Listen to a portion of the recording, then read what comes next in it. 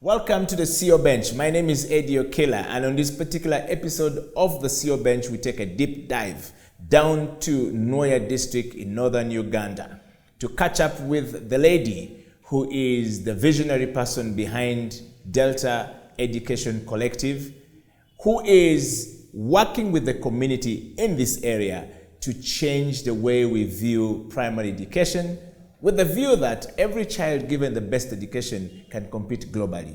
Coming out of Uganda, and of course, we're going to dig into the story of how and what inspired her to get to where she is. Meredith, welcome to the CEO Bench. Thank you so much for having me, Eddie. It's so great to be here. Great. We want to start from a very interesting, lighter note of actually knowing you a little bit deeper. In a nutshell, if I am looking to know who you are, who is Meredith BATES?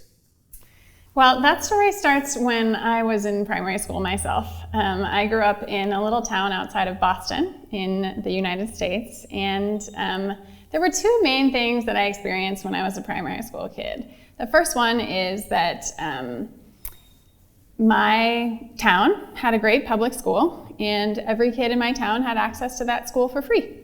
And my mom was on the Parent-Teacher Association, the PTA, and I just thought every kid in the world had a great free education provided by the government in their town and supported and held accountable by the parents who were in that town. Sometimes the school wouldn't have enough money for something, but the parents wanted it to happen, so they would raise it among themselves as part of the PTA. And sometimes the school would do something that was not what it should be, or the results came back and they weren't what it should be, and the parents would put pressure on the school and hold it accountable. And I saw that in action growing up, and again, just sort of thought that that was status quo for everyone. And another thing that I saw in my very privileged, very wealthy, very white town growing up is that money doesn't buy happiness.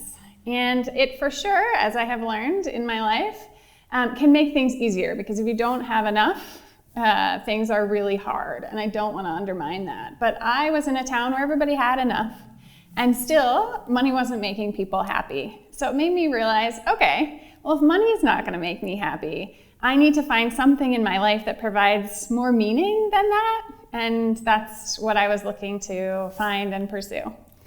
I want to take you back a little bit, Meredith, from that story. The passion definitely drive from somewhere. But let me take you a little bit back. Meredith, the child. And we want to know you from the ancestry point of view and building to where you are today with all this passion going on in your life. Yeah, my dad is from Kansas in the middle of the country. Grew up in a sort of farming community outside of Kansas City. And my mom, her parents are actually British, and she was a first-generation American. And I am the product of those two wonderful humans. Okay. Yeah. And growing up as a child, take us a little bit more about the childhood, life. In America, is it the same like in Africa? In Africa, we say it takes a village to raise a child. We don't know whether that's the same case in America. Will you take us through? I was the youngest of two, so that is a way in which our little family was quite different than a lot of families here in Uganda. My parents only had and only wanted two children. My dad worked and my mom stayed at home and raised us full time. My dad was an international lawyer. He was very passionate about the environment and very passionate about human rights and worked on the legal side of both of those things.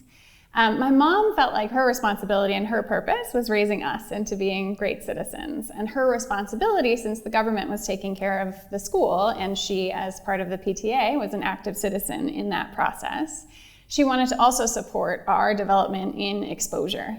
And she thought of that about two things, one of which was seeing the world, taking us on different adventures and showing us what is out there, and making us feel like global citizens. So we got a lot more exposure than a lot of people have access to here, again, going back to privilege and financial resources. But then she also thought an important aspect of exposure was seeing the people living in our own backyard who didn't have as much as we did. So we did a lot of volunteering in local homeless shelters and soup kitchens and from a very young age, being exposed to both volunteering and traveling, I was just very passionate and enjoyed both of them quite a bit. Meredith, the show looks at, or this program looks at leadership. I want to start from a very light note. To you, what is leadership to you? That's a great question. I've heard a lot of different definitions, but I would say my personal definition is being a really good coach and support. I have, personally, the way that I think about leadership is that my responsibility is to use sort of whatever skills and abilities I have to bring out the superpowers and talents of the people that I'm working with and inspire them and motivate them and have them take ownership of whatever it is that they're driving and working on, and just stand in the background and support and challenge and hold accountable, but mostly ignite and see what people can do when they're really fully turned on. Wow. And on that note, you've talked about self-leadership. What is self-leadership to you? Well, one of the things that we have in our organization is something called self-management, which some people say, oh, that's about managing yourself, but actually we think about it as an organizational structure. And so what that means is, as an organization, we don't have a hierarchical structure. We don't have a boss and then managers and then, supervisors and then field team. We think of ourselves as a forest, and in a forest, there's no boss. There are trees and there are birds and there's butterflies, and every entity has their own role and their own specific purpose. But no other entity is telling that entity what to do, or the tree isn't saying, no, sparrow, you're not allowed to come and sit on me, or you're supposed to be over there, because everyone is managing themselves. And in the complex systems that exist in our global world and the amount of change that we have to constantly be able to adapt to, we think self-management is one of the best systems of management that can actually lead in this global world that we live in. And particularly for our specific context, our values aren't really about hierarchy. They're about every individual stepping up and being an active citizen. And so it was sort of counter to our values to have this traditional hierarchy structure, so we dismantled it and now operate more like a forest. Wow. On that note, we've talked about leadership and self-leadership already. I want to take you straight to one of the things that usually we would like to know. Leaders are visionary people. And we want to know from you as a person the vision and the global impact of what you're starting to do in Uganda. What inspired you to start Delta Education Collective as one, and how does your vision for Delta Education Collective impact on the plans for education in Uganda, for that matter, and how does it align with the global standards of, if it does exist, of education for everyone? We talked about education for all the children, but actually when you look at it down, it's not the case. So how does your vision impact? How does things start? Could you give us a context of how you started this whole thing? Yeah. Eddie, that's a great question, but it has lots and lots of parts. So when I start to go off kilter, you can bring me back. So my education journey started in primary school, and then I went on to a great secondary school, and then university in Tennessee in the United States, and learned that there was a career that combined my two favorite things, which was travel and volunteering, and they called it international development. And I specifically focused on community development. And I had a great professor there, Professor Partridge, who just harped on and on about how whatever you do, make sure that the people who are benefiting from whatever you're working on are the ones in the decision-making position about how these resources are being spent, how this model is being designed. And I took that to heart, but it also just made very logical sense to me that, of course, the people on the ground are the people who know what they're doing and what could solve their challenges. And I was confused about why he just kept coming back to this and kept coming back to this until I moved into the field of international development and saw, that's because very few organizations actually operate that way.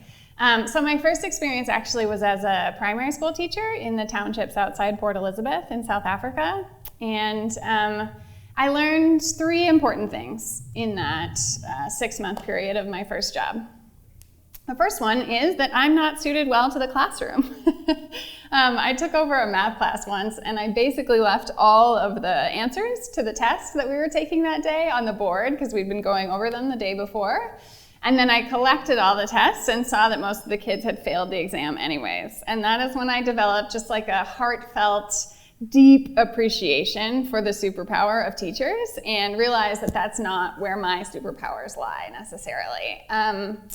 And then the second thing I learned is how unfair education is around the world. That if I compare the education that I got for free in my little town in Massachusetts to the education that was available in the townships outside Port Elizabeth in 2004 in South Africa, it was just chalk and cheese. You couldn't compare them. There weren't really books in the classrooms. It was really hard for the kids to get to those classrooms. We did actually have running water on the grounds of the school, and we did have some government support for lunch, which was great. But these kids were just at such a disadvantage. And I realized, okay, what do people need in order to thrive in our lives? If we're expected to support our families and have our kids have a better life in the future than we inherited ourselves, what does that look like? How do we do that? And I realized we need some way to make an income to support our family, access to very high quality health care, and then access to high quality education. And without those 3 things, people just can't be expected to thrive. And sure, ones will every once in a while, but we're leaving the fate of the world up to chance, and it doesn't make any sense to me. So that's really when I got the passion for some sort of systemic approach to improving education, because I knew if we could educate people, then they would take care of having doctors in their communities and also figuring out ways to make great livelihoods. Wow. In the context of education, in the context of the mission, do you think that you are achieving this mission since you started? And in this particular one, I want to look at the Delta's mission to transform education through community-driven initiative. How do you cross from South Africa then to Uganda? I mean, East Africa, Southeast Africa. How did you cross from there? And then what's the journey like from here? What's the context of this journey? I got here serendipitously and very luckily. I was working with an education NGO in South Africa, and they couldn't take interns that summer, and I needed an internship that particular year in 2005 in order to graduate from university on time. And so I reached out to a bunch of friends. One of them was in Uganda. She said, yeah, come here. And I said, great, where's Uganda? Sure. And 2 weeks later, I was on a plane and actually staying in forest cottages in Bukoto before it was finished. They rented them out in order to get some money to finish up the hotel. So stayed in this beautiful place and just fell in love with this incredible, chaotic, wonderful, friendly, warm country. Had a great experience that summer and ended up telling my mom, oh, I think that this is my place now. I don't need to go anywhere else. I don't need to come back and finish my degree. I'll do that another time. Uganda is now my forever home. I'm here, I'm home. And so my mom is a wonderful mother and said, okay, if you really love this place called Uganda and you're gonna stay there, I wanna come and see it. I wanna come and see what you've fallen in love with. And so she came out and then she said, oh, by the way, you know, that ticket that you booked home, even if you don't take it, what is it? Because I think I'll book the same flight home just in case you do come and make that decision, whatever. So we went on a little trip around the country and I showed her all the things that I love about being here. But she convinced me, you know, coming back for just 10 months would enable me to have a degree and have a lot more opportunities in the future as opposed to staying here for as long as it took and then trying to get back home at some point. So then in my graduation party dinner, about 10 months later, because I did go back to the US to finish my degree, my grandmother said to my mom, oh, Liz, do you remember when you went out to Uganda to get Meredith and make sure she came home and graduated? That was so great. I'm so glad you did that. And I looked at my mom and I was like, "You came to see why Uganda is the best place in the world, not to bring me back." And she just sort of smiled at me. And then 2 weeks later, again, I was on a plane back here. And yeah, I just love it here. And my passion for education started in South Africa, but it blossomed here. And I realized I could have an incredible lifestyle and life here without compromising on some of the security and safety constraints I experienced in South Africa. Yeah. So my passion since then has been to try and figure out what it looks like to revolutionize the quality of our primary education system, because it is so fundamental to our development as a country moving forward. But it took me a really long time to figure out how to do that. And it was only about 6 years ago that we started to sort of have a model come into play. Okay. Well, you are on the CEO bench. My name is Eddie Okela, and on the show today in this particular discussion is a lady who has been in Uganda by love and by passion. Meredith, we're going to take a break.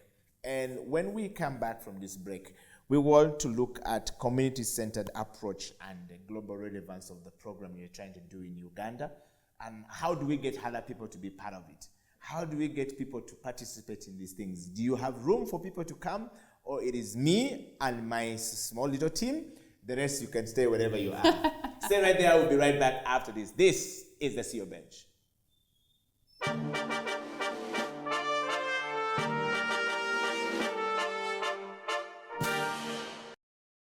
This is the CEO Bench. Welcome back from that break. And on the program today, we're talking to a lady known as MEREDITH BATES, who is the founder and the person pushing the agenda behind the community education in Nwoya district.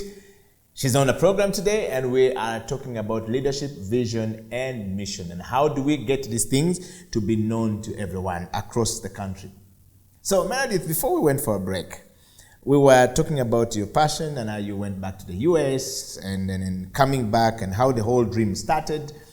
I like the fact that your mother was being very systematically smart to try and get you. She came here for holiday, but our ultimate goal was really to take you back to the US. Obviously, you have a calling in your life, and we want to understand that from a community-centered approach of what you're trying to do and what is its global relevance. And my question to you goes, how do you ensure that the community-driven approach of Delta Education Collective can be adopted and scaled? And how can it be a sustainable educational movement that can improve the Ugandan education system and give opportunity to the young people in primary school, particularly in less privileged areas or in villages or in communities where they do not have enough resources to go? And how does that actually improve or help better government plans as far as education is concerned, and how does this align to the global standard of education we're looking for? I think, what you bring up is so prescient that, everybody in the community has to be working towards the same thing, but also everybody in the country has to be working towards the thing. But also education inequality is a global challenge that we're all facing. 70% of 10-year-olds coming out of COVID couldn't read and understand a basic sentence. 70%. So what that means is that any one of us who's listening that could do that at 10, we are some of the privileged few. And how much better would this world be that we live in if it was everybody who had access to the quality education that we did, not just the privileged few? I think that, we'd be in a different place on climate change, we'd be in a different place on all sorts of conflicts and violence around the world. We'd be in a different place in the innovation and the technology that's available and possible today. We would all be prospering more if all of us had access to this education foundation. And I really come back to all the time just the concept of there but by the grace of God go I. We're all part of some sort of divine lottery system that says Eddie's going to be born into this family and Meredith's going to be born into this family and a bear is going to be born into that family, and therefore this is your lot in life. And that's not fair. And it doesn't make any sense, and it doesn't benefit us. So that needs to change. But how? The question is how. And making sure that what we're doing in the community is aligned with what the country is driving towards, which is aligned with what the global goals and standards are driving towards, is so critical to all of that. So if you talk about the Millennium Development Goals, started in 2000, the focus on education there was the second goal, and it was universal primary education for everyone. And Uganda was actually ahead of the game on that with our UPE legislation that went into place in 1997. 91% of kids in low and middle income countries actually were present and enrolled in primary school, which is huge. Another thing is that the number of kids who are school aged who are out of school actually halved between the start of the Sustainable Development Goals and the Millennium Development Goals. And the final thing is that we made a ton of progress on gender parity and inclusive access to education. So the access piece, which is so critical for education, let's get kids into classrooms. We made so much progress on behind this goal that everyone was pushing towards. But what they realized in the process is that just having kids have their bottoms in seats in classrooms doesn't necessarily lead to learning. Yeah. And so the focus of the Sustainable Development Goal 4 for the next however many years is actually quality education. If these kids are sitting in school, how do we make sure that they're learning? And that filters beautifully down into the Ministry of Education and Sports vision, which is quality education and sports for all Ugandans. And that then trickles down into what we're trying to do as just a small fry in this whole big global ecosystem for quality and inclusive and equitable education is quality education by and for all. And so for us, when we think about our model and how we measure it, it has 4 pieces. One is access. By and for all. That for all is the access piece. How do we make sure that all kids are getting into the classroom? Because still today in Uganda, 50% of kids that start primary school don't finish it for lots of reasons. But then the second piece is quality education. So how do we make sure that when they're actually in their schools, they're learning what they need to learn to be competitive on this global playing field we're now playing on? And then finally, for Delta, this whole thing comes together when it's by all. When every single citizen actually plays our role, be it parents, be it students, be it teachers, be it local leaders from LC1 all the way to district chairperson, because we're only working in one district so far. Everyone needs to play their role, and if they do, it creates that ecosystem that supports and holds the schools accountable to achieve quality education. And so, for example, last year in 2023, we were able to, as a whole movement working in Nwoya, bring back 800 students who had dropped out of school back into schools. And so that was really exciting. Now for quality education, how do we measure that? Mostly what we're looking at right now is primary leaving examination results. So in Nwoya district in particular, we used to be 167 out of 176 districts in the country. So bottom 5% in 2022. And in 2023, we actually came up to 143rd out of 176 districts, which means we moved up from the bottom 5% to the bottom 20%, which is a huge jump in 1 year and was an incredible job by the team on the ground.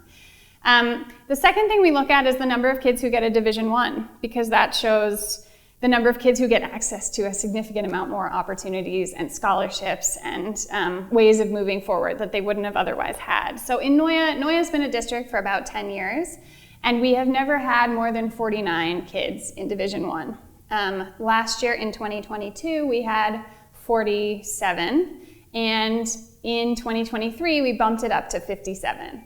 So the communities were ridiculously proud of what they had achieved and how they had worked together with their schools to make that happen, and we're really motivated by that. But it's not just the kids who perform excellently that we want to celebrate, it's making sure that all kids are benefiting from this. So the final piece that we look at is the pass rate.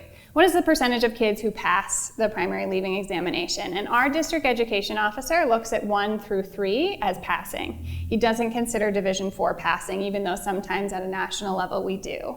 But in Nwoya, if you look at 1 through 3, about 60% on average for the last 10 years have passed the national PLE exam. And in 2023, we bumped it up to 66%. So that may feel like a small increase, but in just 1 year, it's incredible what these communities were able to do within their own resources. And then the final piece that we look at for quality education is actually basic literacy and numeracy. And that takes additional resources to measure, but we hope to go into a second district in 2025 and set up that district so that we can actually do some rigorous research and testing around literacy and numeracy rates, because it's really hard to compare PLE results to any country around the world because they don't all have the same PLE test, which makes sense. Uganda needs its own test for its own context. But we also need some universal metrics to use, and so literacy and numeracy is what we focus on for that. Okay. Thank you very much. I want to just pick your mind. Very great stuff you're doing there. And from a leadership perspective, we look at change management. Obviously, you have been managing change. You've been managing change from the US community of affluent people, going through very good educations. One would expect you to have followed your dad to become a lawyer, become a serious person or a doctor, you know, but not to listen to your mom, who was a stay-at-home mom to look after her children. And then you managed this change to South Africa, from South Africa, you know, to East Africa. And now we are here talking about Delta in Uganda. My question, therefore, is the emphasis on local community empowerment is key. I mean, what would you have to say about, do these people own this? Yes, I know you've given us very good statistics, but just summarize it. Do they own this process? Do they feel like they're involved? Is it something that government needs to change their approach and actually make the community more empowered to be responsible? That if a child is coming from this family, then I must make sure that this child goes to school, or we must make sure that these children in this community goes to school. How is it working? Yeah. I appreciate that you call it change management, this process of creating ownership, because it doesn't happen overnight. It's a really slow process. But the other thing that we've actually been managing from the beginning is, I talked to a friend who's an expert in behavior change communication, and I was like, but how do you measure whether or not what you're putting out there is actually changing people's minds, and then that changing people's minds will actually change their behavior? And she said, we look at three things. How important is that thing to that person? And for us, we talk about getting a Division I in PLE. How important is that to you and your family? The second piece that she said that she looks at is control. What sense of agency do you personally have over making that happen? Can you actually control the outcome? So do you have control over making sure that you can get a Division I in PLE? And then the final thing we ask is hope, likelihood. How much hope do you have that this is possible for you, for your family, for your child, for your community, your school? And what that meant essentially is that sometimes hope was high, but likelihood was low. Sometimes after the pandemic, hope was low and likely everything was down. And what we saw in moving from 2022 to 2023 is it was the first year that hope went up, likelihood went up, value and importance went up, and personal sense of agency went up.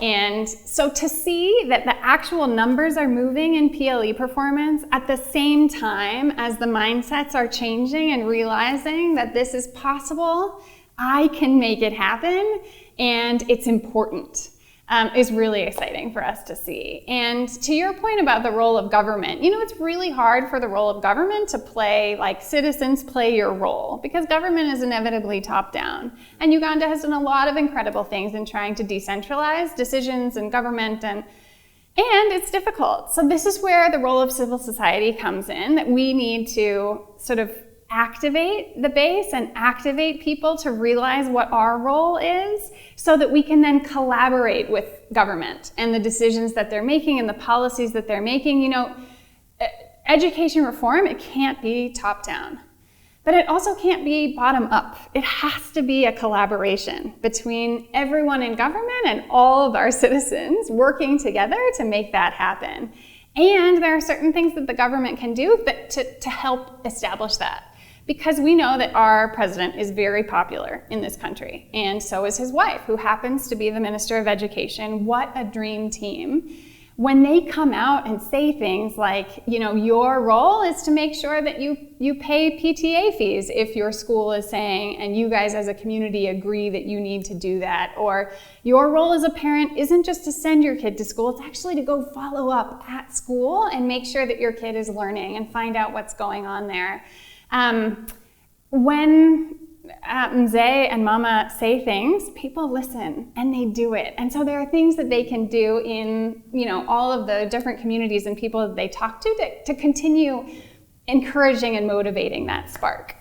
Well, this is the CEO Bench. My name is Eddie Okela, MEREDITH BATES, and we are talking about Delta Education Collective right here on the CEO Bench, talking to her as the visionary person behind Delta Education Collective. She came up with the idea, sold it to the community, and we want to see if the community is speaking onto this thing and where can, how can this help align to the government plan and to the global standards. And we're talking about what kind of support that would the community and of course our organization need. We're going to take a break, and when we come back, we'll be talking about addressing the global and local educational challenges, borrowing from these models that is being tested in Nwoya district at the moment. Stay right there. We'll be right back after this break.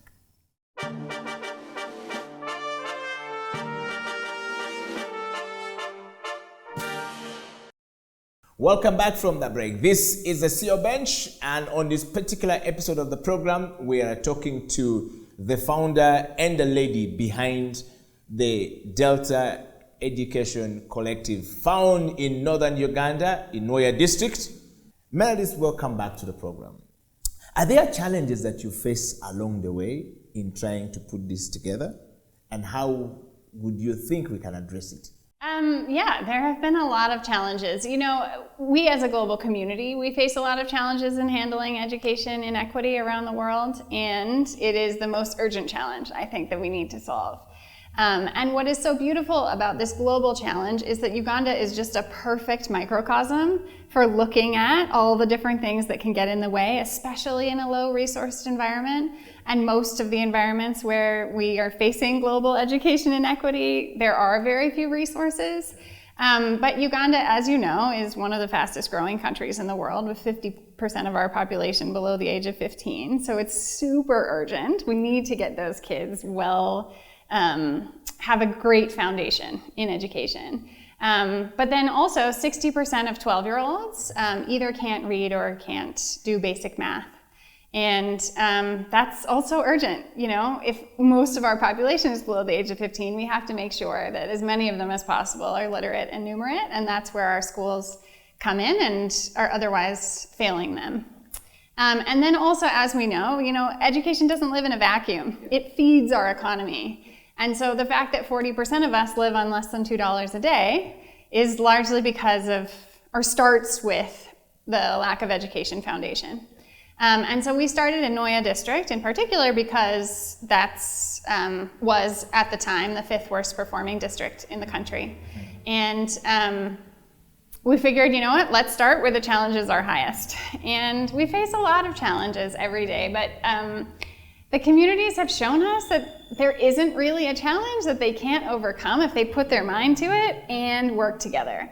And so all we do is help them figure out how to work together on something that they've already decided is one of the most important things for themselves, their kids, and their communities. So what we're hoping to do is expand to a 2nd district in 2025, and then continue expanding to more and more districts. We work extremely closely with the district education officer under his wonderful leadership in Nwoya, and will continue to do so, working very closely with the government at a local level wherever we work.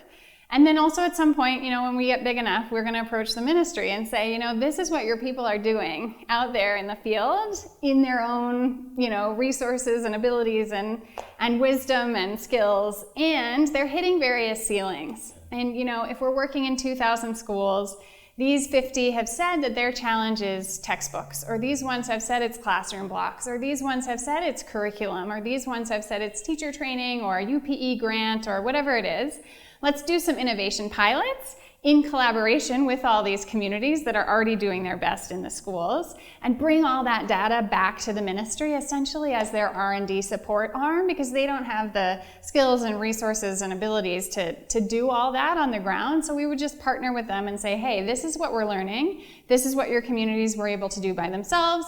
This is what they're able to do with these different policy interventions. These are the things that are easy about these policy interventions. And to your point, these are the things that are really challenging in implementing these great ideas.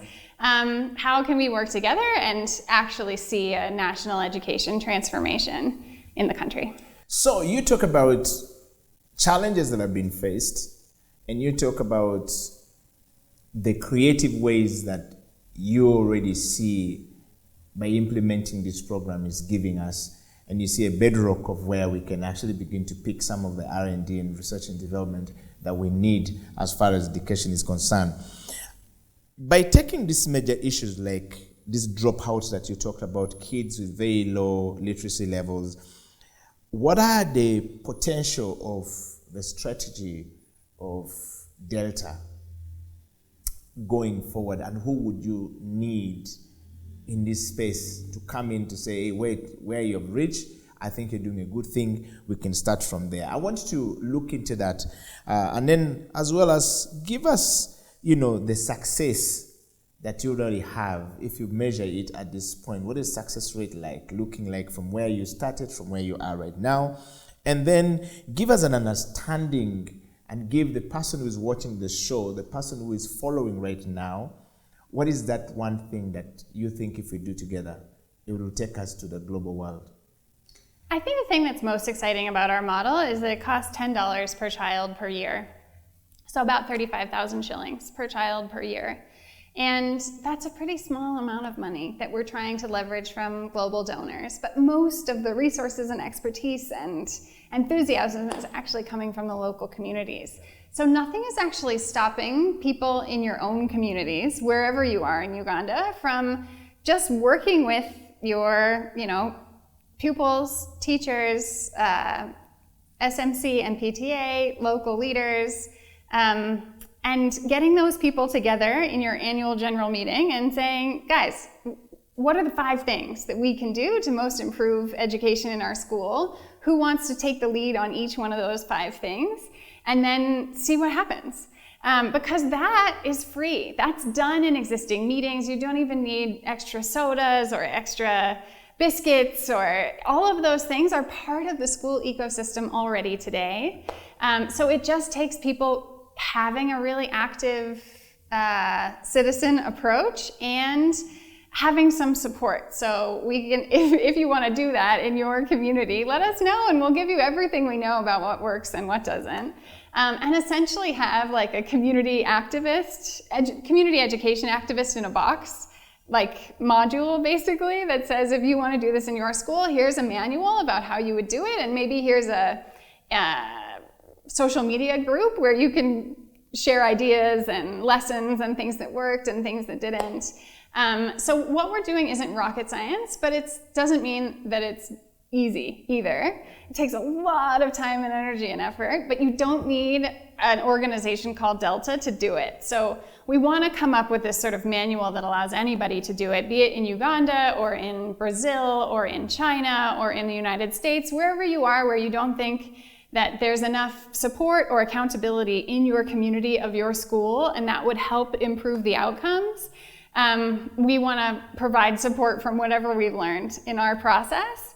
And so there's lots of different ways we could create that global network, but what I'm thinking about now is essentially like a Rotary International, where there are some guiding visions and guiding values and guiding manuals and processes about how you can do things, but everything is actually led by the local chapters. Yeah. And they can take what works and scrap the rest and figure out new things, but also share those things across the whole network of what's working and what's not working, and create partnerships across those networks. If these ones are really good at making sure that our textbooks are getting to the right place, but these ones are really good at teacher training, and these ones are really good at literacy training or whatever, how do we share all of that across a global scope? Okay, fantastic. Thank you very much, Meredith. I want to as we hasten to the close of this interview, I want to look at the expansion and the local impact and partnerships. All of these things that you talk about are beautiful. But if you don't have somebody who is sitting out there who believe in what you're trying to do, the resource can only be as small as the envelope that rotates within you and your team.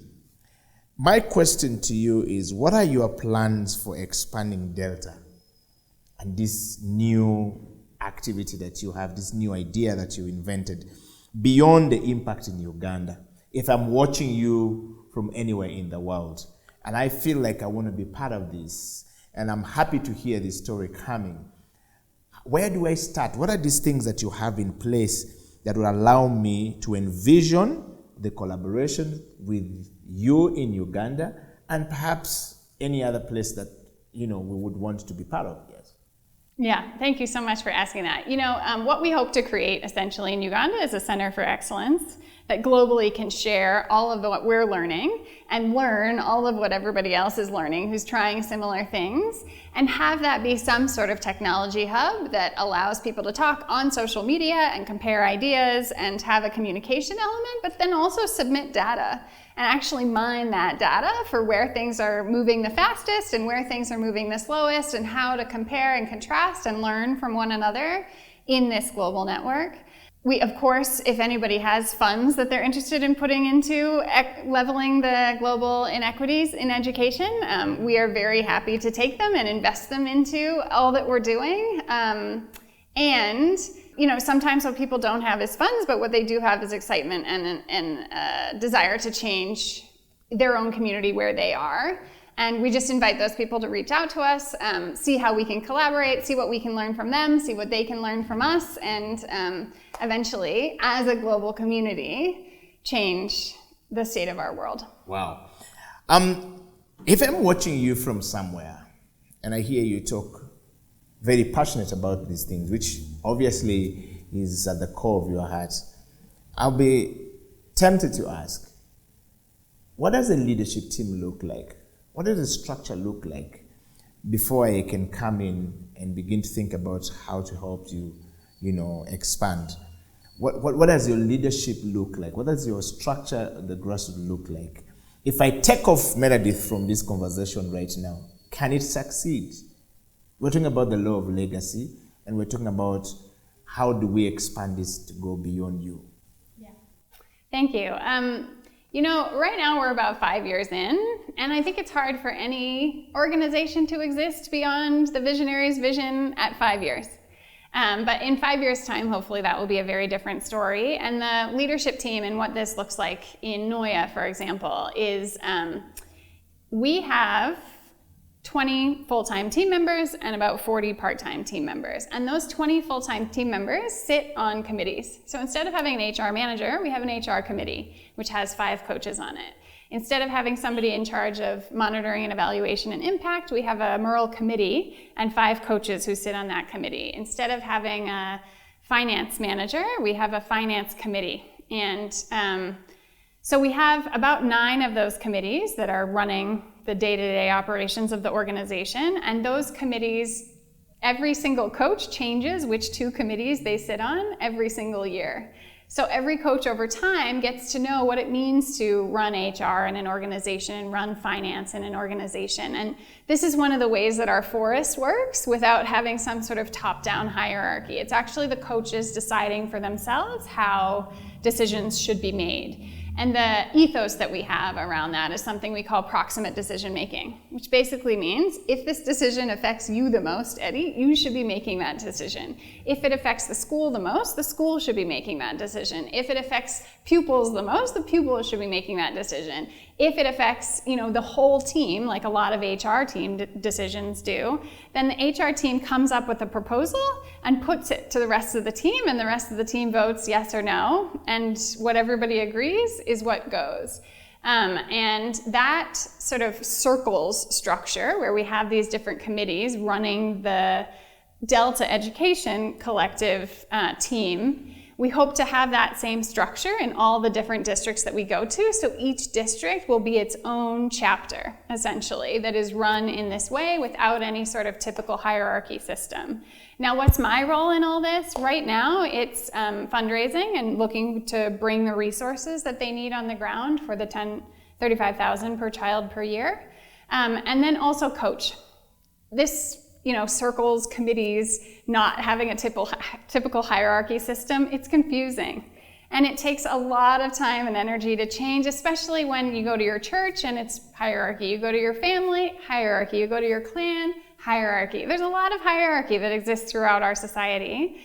So we have to allow ourselves to sort of get adjusted to that new way of doing things. And that's my job as coach, to help the team navigate some of those challenges. But as we go to more and more districts, it will be the Nwoya team that helps the second district team figure out how to do some of those things, or maybe we'll need more team coaches and we'll figure that out too. But we're still designing this whole program as we expand, and I think having these committees be rotational and be the decisions being made by the people most affected by those decisions, that's the secret to our success moving forward.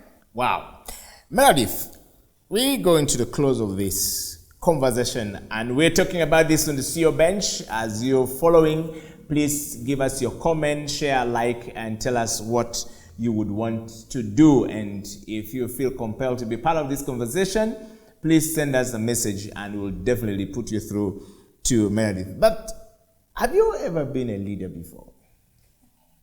Yeah, in different organizations and different student groups, and basically any sort of community that I'm part of. I love building community, and communities of alumni that I'm part of, or any community that I'm part of. I like being an active member and helping to build that community to support people in it. Wow.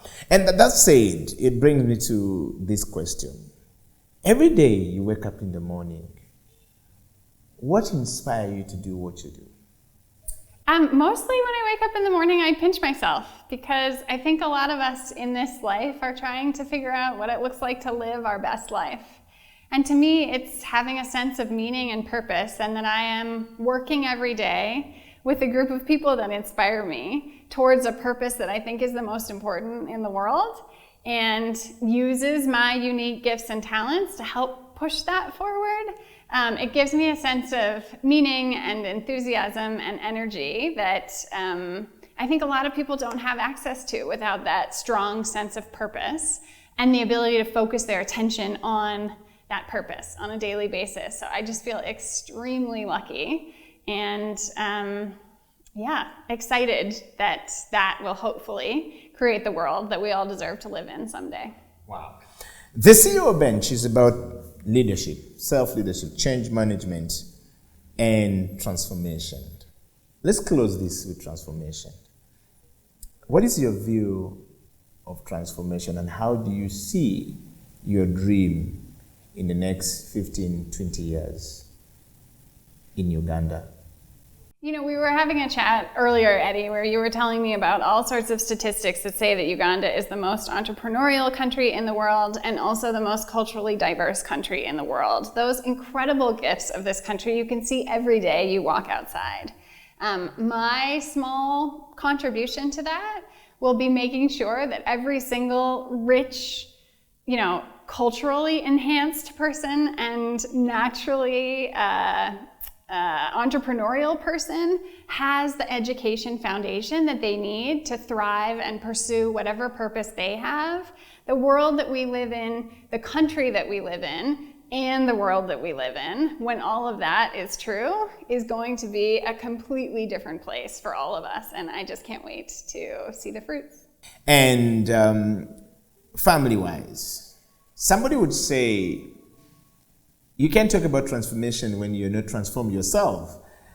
How is your family life like, you as a person? And when you're working with the community in Uganda, they're more about families, and they're more about, and the things they're talking about is family structures. Do you guys talk about family vision in this context, that if you're building something for your children, what do you think is motivating these communities to now say, I need to make sure that these grades that we're talking about improve from the story of being very low, bottom 5% to being now middle 25%. What do you think is motivating them? I think for most of us, it's our family and our children's future that's motivating them. I am very lucky to have a wonderful husband here who I adore.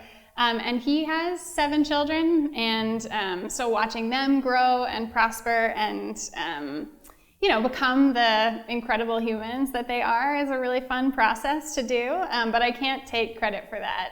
They're just wonderful kids, and I consider Delta my baby, and I am so excited to watch Delta grow and thrive and flourish. And my mom, who has such a great influence over me, is regularly like, so, grandkids, is that going to happen?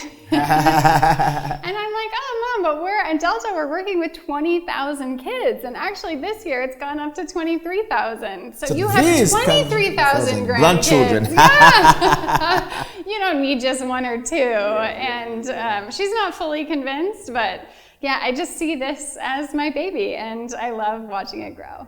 Well, so thank you so much, Meredith, first of all, for coming.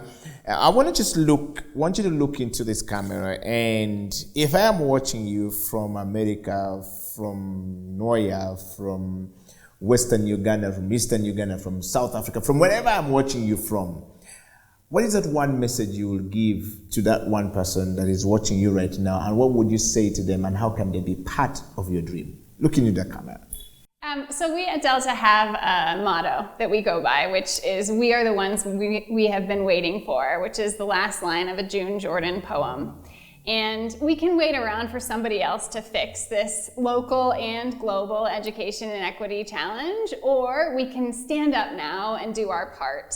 If that's being an active citizen in your community in Nwoya or South Africa or the US or China or wherever, I challenge you to take on that challenge and start organizing your community around 5 things that will improve education in your school. If you are in a ministry of education somewhere and want to take an active interest in what's happening on the ground, I encourage you to reach out to your citizens and see what they're already doing that will make an incredible impact.